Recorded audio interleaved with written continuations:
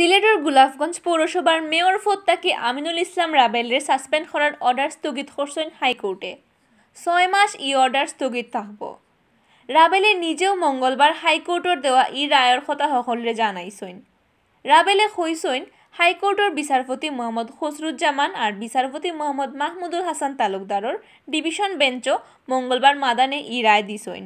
তানের mayor ফত্তাকি suspend করার হুকুম ইখতার সামনের 6 মাস স্থগিত থাকব, যে কারণে তাইন গোলাপগঞ্জ পৌরসভার মেয়র পদও থাকবা। হাইকোর্টও রাবেলের পক্ষে খাড়াইছলা ব্যারিস্টার চৌধুরী মুর্শেদ কামাল টিপু, তান লগে আসলা অ্যাডভোকেট খান উজ্জ্বল আর অ্যাডভোকেট শাহ নাবিলা কাশফি।